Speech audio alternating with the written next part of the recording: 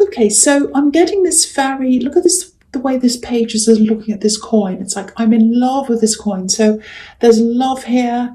There's a love connection here. There's also a lot of childlike energy here as well, because the pages are, teenagers or children. Now, I can't quite see whether you're actually still with this person, this love connection. It feels a little bit, maybe a little bit backwards and forwards. It's more like lots of chances. It's like, oh, I've given them all these chances. That's kind of what it feels like. They might have even tipped you over the edge a few times. Lots and lots of chances. But you came back again. That's what I'm seeing. I'm getting this. Oh, I'm surrounded by children. I'm surrounded by childishness. So I think that might be what you're feeling like. It might be that you work with children, or maybe you have children of your own. And I think, with this person, this love connection, if they were childish as well, it was kind of like, oh, well, they're adding to the burden. I'm surrounded by these kind of childish people or childlike people.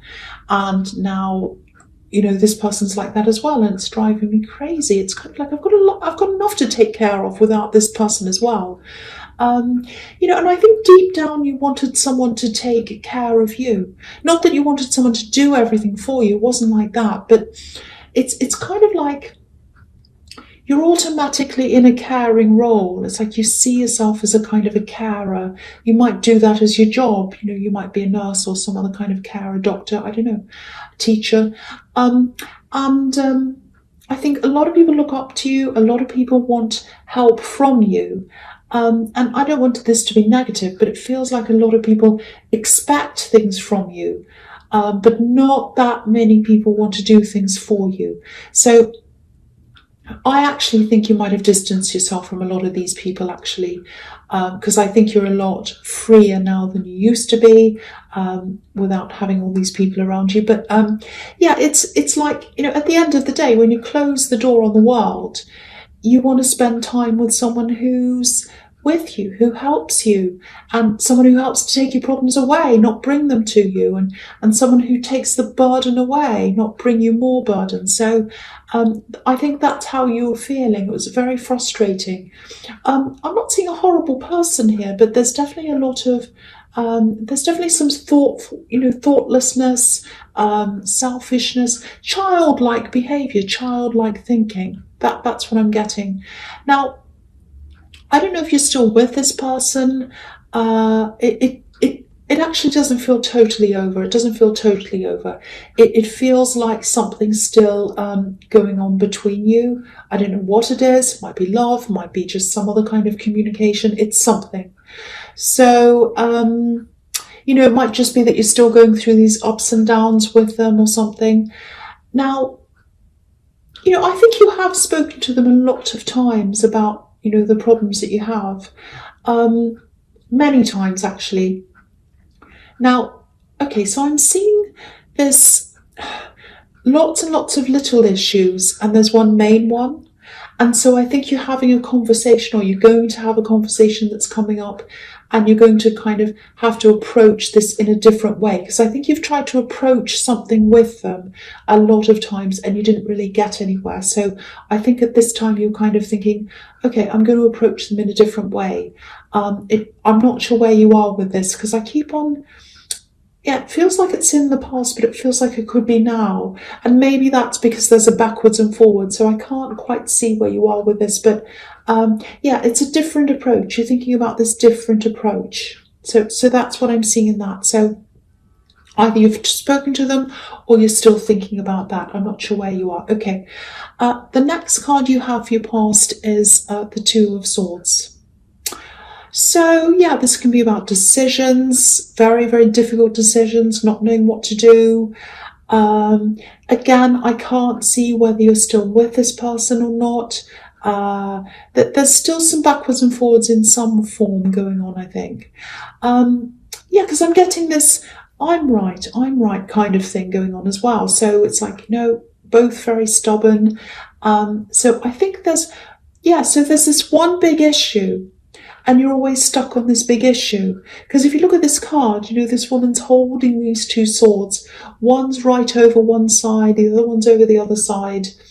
And you're kind of split apart on this issue, like these swords. I don't want to be defeatist, but I'm really not seeing you coming together on this. And they're stubborn. They're very stubborn. But I have to say, I think you are as well. They're not going to move on this. This woman's forming a cross in front of her heart. So they're very closed off to this issue.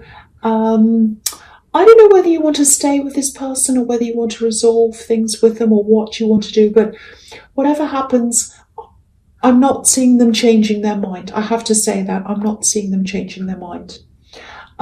So these swords look really heavy as well. This woman's holding them up, and she can't hold them up like this forever. So if this is about you, I think you're just going to have to leave this issue, drop your swords, leave the issue, and kind of try and move forward in some way, whether that's with them and just putting up with something, or whether you kind of move on. But maybe that's not what you want to hear, but that's what I'm seeing. I have to tell you, lots of stubbornness. They're not moving on that. That's what I'm seeing in this card. Okay, so the last card you pass the 8 of Cups. Yes. Okay, so obviously this is about walking away. I don't know. The thing is, I know this is in the past, but I'm finding myself using the present tense all the time. So it feels immediate to me. It feels like it's happening now. So again, I don't know whether you've done this, been through this, had this conversation or whatever, or whether you haven't quite done this yet. It's very mixed to me in the tenses. I don't know where it is, but what I can say is this walking away, it can be about walking away from them, or it can be about walking away from the issue. There's this kind of roundabout with this issue, and it just feels like you'd never come to a conclusion. You give up, they give up, you walk away, you come back again, then you argue about this thing, the same pattern happens again.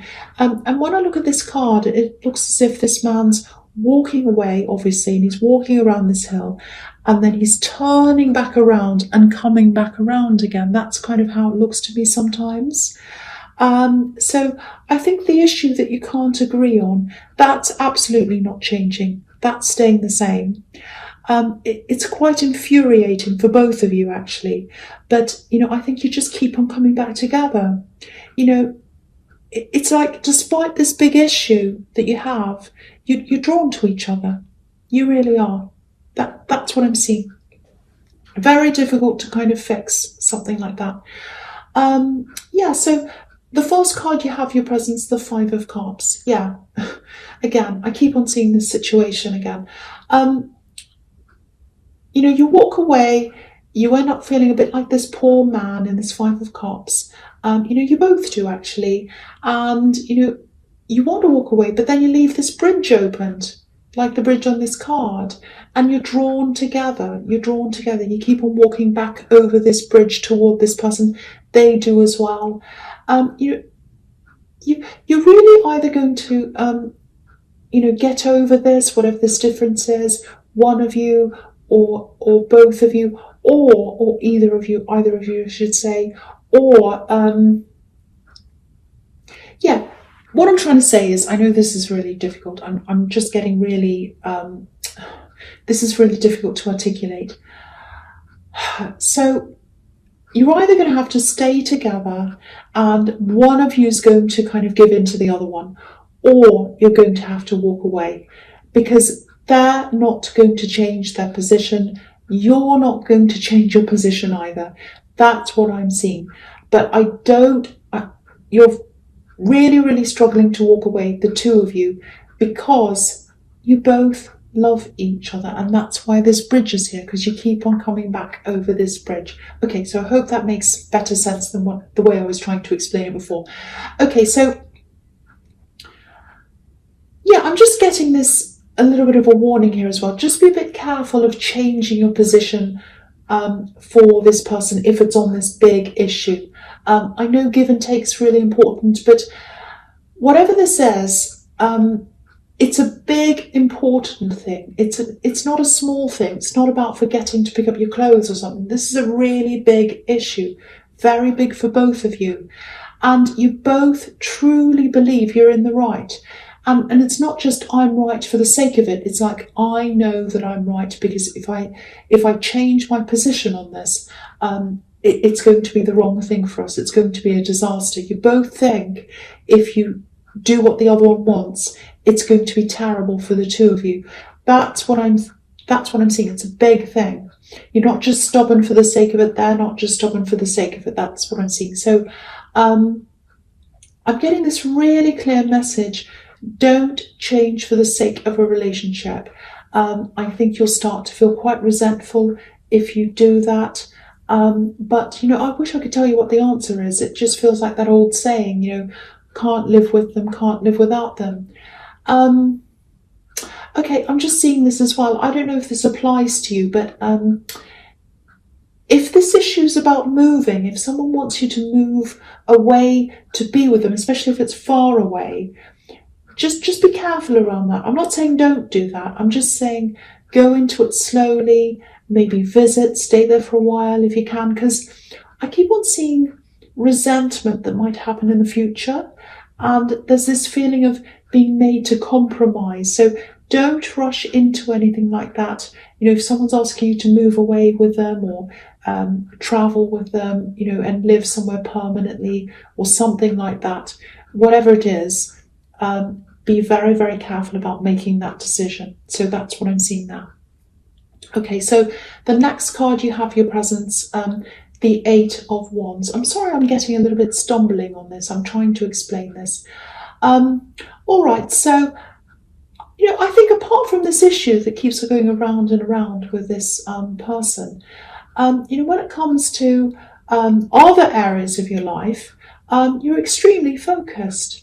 You're determined, you want to live your life in a certain way, you have goals, you're moving toward those goals, and I think I'm also seeing cutting some people out. And I think you might have cut some people out or removed yourself from those people to help you to move forward. I'm seeing an incident here, and I think this really brought this home to you, that you had to cut these people out to be able to move forward. And yeah, this is an incident that really separated the people who say they're there for you from, the people who are truly there for you. Really separated those two groups for you. There's one specific person, and it feels like it feels like they wanted to control you, but they were hiding that under behind advice or something like that. I don't think you asked for this advice. It just feels as if they pushed this on to you, and other people were there as well, around this as well. And I think when you said no to them, obviously they weren't happy with that, but and they caused all kinds of problems, and there was lots of drama. But I think now you're moving ahead with what you want to do. You know exactly where you want to go. These wands look a bit like arrows, kind of shooting in one direction. So you know where you want to go. You have a pinpoint focus of what you want to do. You've got these specific goals you're aiming for. And the other thing about this card is there are no people here. So there are no people in your way, no people bothering you. And, you're quietly determined anyway, usually, to get what you want. But this really feels like a really determined cutting off here. And I think whoever this is, they know what they've done. They know you're not happy with them, and they know you've cut them off. Because I think in the past you've kind of distanced yourself from people who you're unhappy with. But with this person, you've cut them off. They know that, you know that. It's quite clean cut. So the last card you have your presence, the Wheel of Fortune. So yeah, I think a lot of your fortunes are starting to kind of go really well for you, turn in the right direction, like this big wheel. And yeah, this is showing me that you were right. You did the right thing to cut these people off. Because it feels like you were really carrying this kind of heavy load around with you with these people. People who could tell you, who thought they could tell you what to do, and I think just dealing with these people and having to defend yourself against them, and even just having to be around them, it just felt like a big weight was on top of you. I'm really feeling this weight. It feels really, it's this heavy feeling. It feels like a heavy feeling in your stomach. And I think it's like, oh, I have to see this person again. Oh, I have to deal with this person again. I feel so heavy. And if you feel heavy, you can't move forward. If you're heavy, you can't travel. With that inside you. If you're catching a plane, they restrict the amount of weight you can carry so that the plane can fly. And yeah, I think now you can fly. Now that you don't have that weight around you, you're flying like these arrows, like these wands in the Eight of Wands. Yeah, speaking of planes, I'm actually seeing some travel that might be ahead of you, but it feels quite independent. So you might be traveling on your own, maybe to see someone. And yeah, this is funny as well. I'm seeing something else here. You're clearing things out, or clearing things out of cupboards, cleaning things out of drawers and rooms, and I think that's helping you to fly. As well, to fly high, to do what you need to do. It's like this clearing away, getting away with the old, getting rid of the old energy, so that you can be lighter. So, I actually think it's kind of like preparing for next year, I think, because I think the next year that's ahead of you, 2020, it's going to be a really special year for you. And I think you're really going to show people what you can do next year. Okay, I'm just getting this as well out of nowhere. Making things, constructive things, constructing things. So you might be doing something around that. I don't know if it's a business. I don't know if it's something you're going to be working on. Constructing, building, or making. It's something like that. And you're going to have the freedom to be able to do that thing that you want to do. You didn't have that before. Now you've dropped these people. You're going to be able to do this thing. That's what I'm seeing. I hope that makes some kind of sense to you. Okay, so the first card you have, your futures, the Five of Pentacles.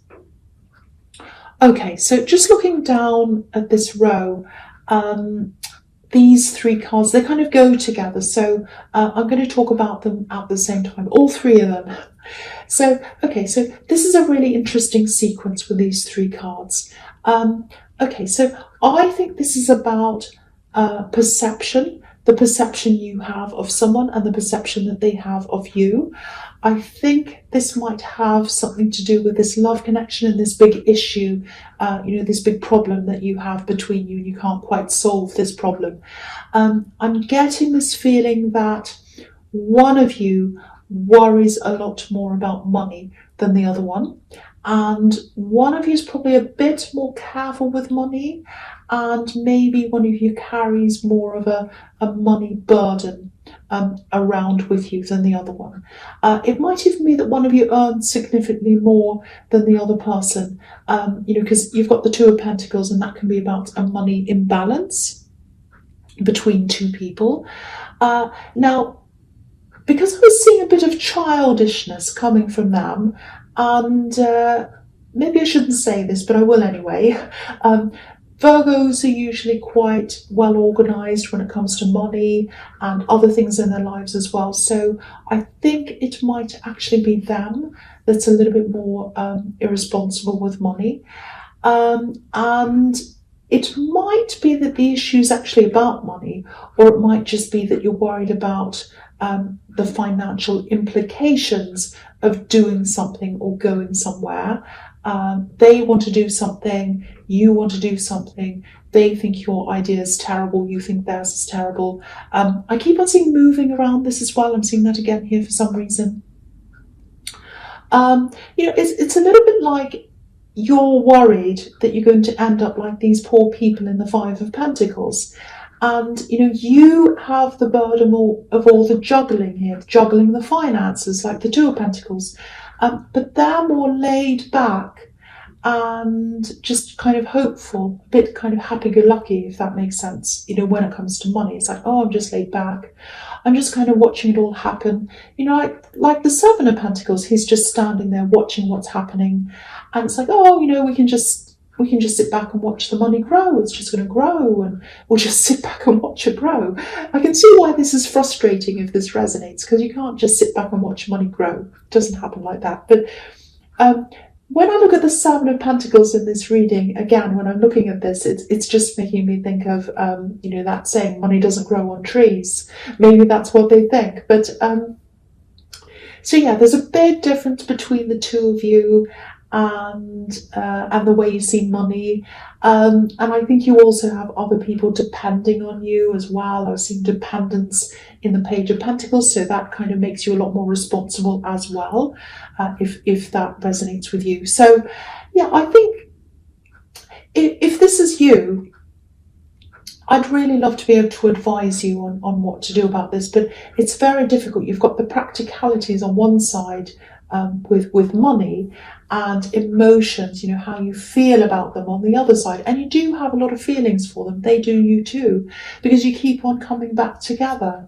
In the middle of all this, you've got these two very, very different attitudes toward money, and you've got this big issue in between you as well that you won't budge on, and they won't budge on. So the only thing I can think of, for now at least, is keep your finances separate if you can. And again, if this is about going away or moving to somewhere far away with them, I keep on seeing that for some reason. Definitely test things out first. Don't commit to anything that's, going to make you feel resentful, or, anything that's going to send you back into that cycle of going around and around again. Okay, so I know this is really specific as well, and I wish there was a cleaner ending, but this is what I'm seeing.